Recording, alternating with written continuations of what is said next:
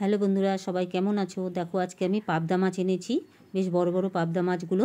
এদিকে একটি pressure cooker বসিয়েছি, এক সোমবারে ডাল করব, তার জন্য প্রেশার কুকারের মধ্যে সরষের তেল গরম করে শুকনো লঙ্কা, তেজপাতা এবং পাঁচফোড়ন সোমবার দিচ্ছি।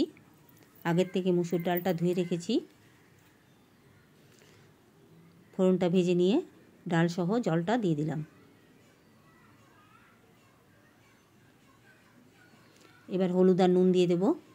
তারপর প্রেশার কুকারের ঢাকনাটা দিয়ে দেবো। দুটো সিটি পড়লেই গ্যাসটা অফ করে দেবো।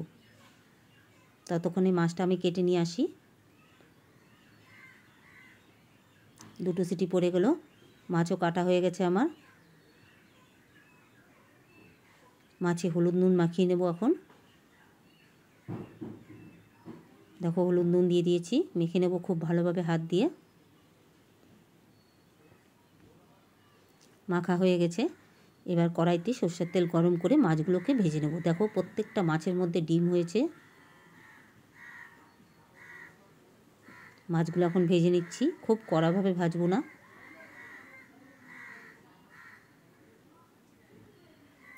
সবগুলো মাছ দেখো ভাজা হয়ে গেছে।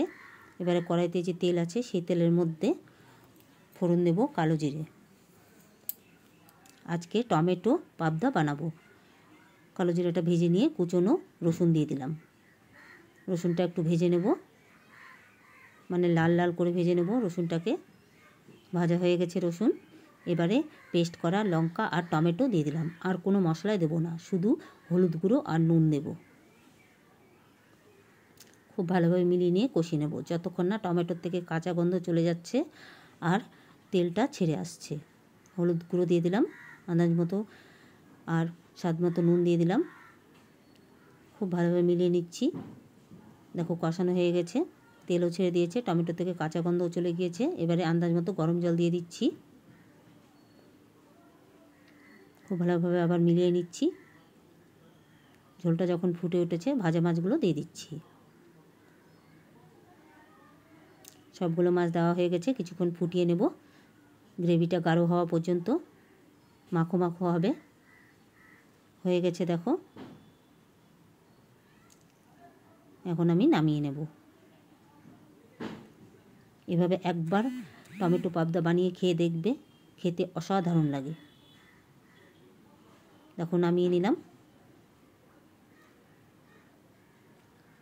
এদিকে ডালটাও নামিয়ে নিলাম প্রেশার কুকার থেকে। ডালটা নামানোর পর চেরা কাঁচা লঙ্কা, সামান্য একটু কাঁচা সরষের তেল দিয়ে দিয়েছি এবং করলা ভাজাও করে নিলাম। এদিকে ছোলা কচুর কষা বানানো হচ্ছে। ভাতও হয়ে গেছে। কেমন লাগলো জানাবে অবশ্যই।